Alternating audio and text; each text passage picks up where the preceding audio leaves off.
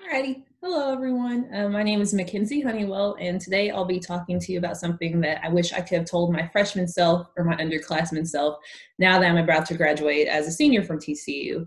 And it comes back to the idea of set your heart on fire.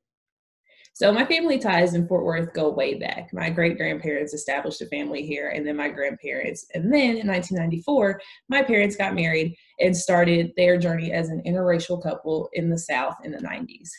3 years later, in 1997, I was born. Granted, I was born 6 weeks early. My heart was functioning. Although it had a murmur, it was doing what it was supposed to be doing. It was keeping me alive, and it was giving me the ability to love and to be loved. Throughout school, I was always very smart. I was in prestigious schools in a prestigious school district.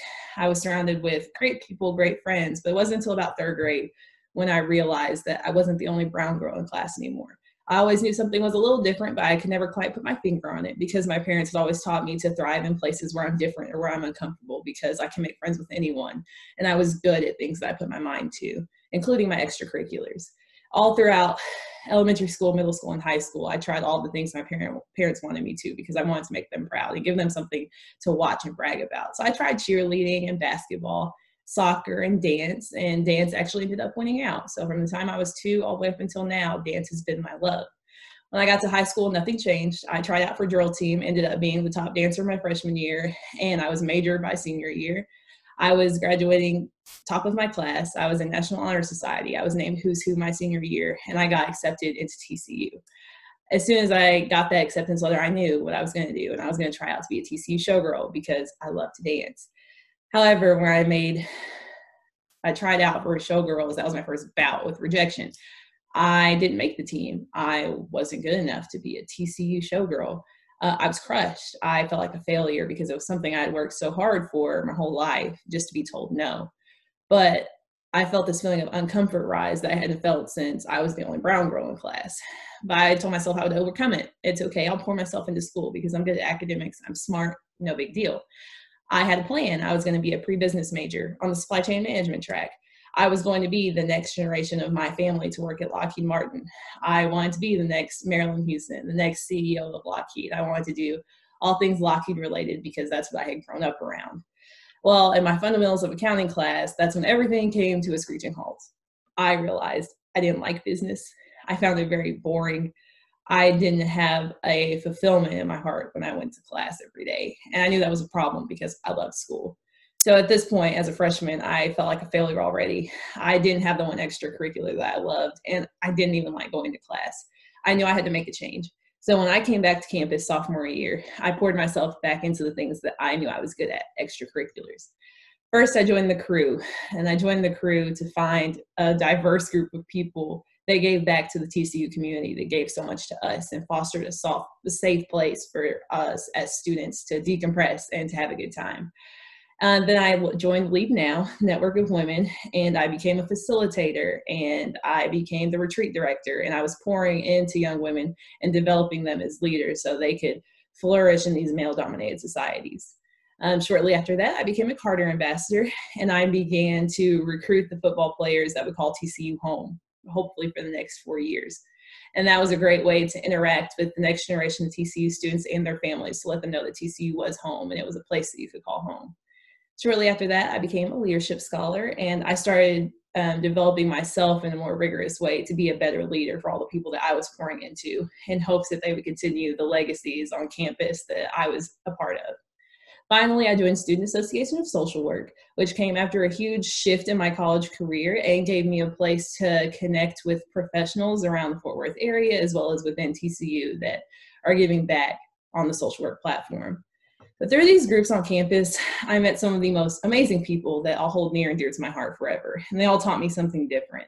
And Lead Now, I met all these beautiful women that I helped develop, and now they're filling my footsteps every time they are facilitators and retreat directors, and they're making the program better and better. And I know that that in part has something to do with what I said to them or what I showed them in my time as retreat director and facilitator.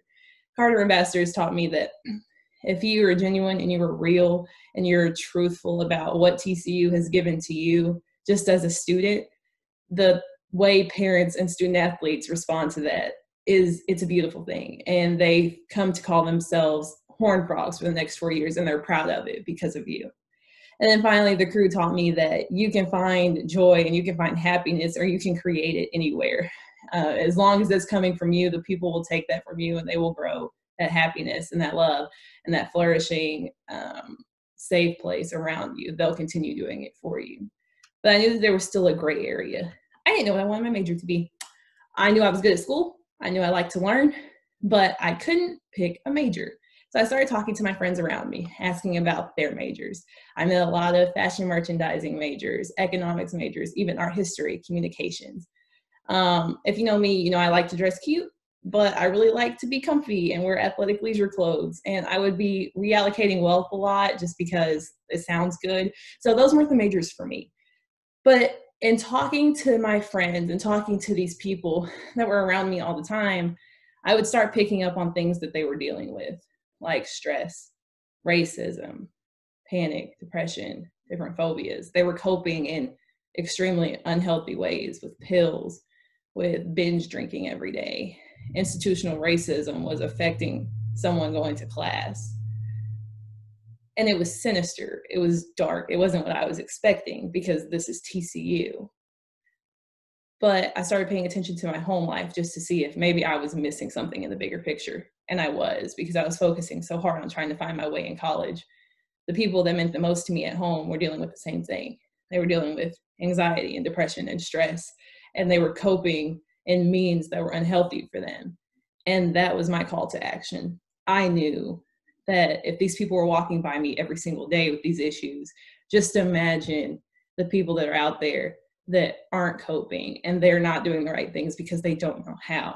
So that's when it hit me. I knew that I loved social work. I knew that I wanted to try to pour all the things I have learned through extracurriculars. Like, I care and I want to give back and I want to be a leader and I want to teach others how to get on their feet and do what they believe they can do. So I enrolled in the Intro to Social Work class. Monday, Wednesday, Friday, 8 a.m. It was a little bit miserable, but we made it, okay?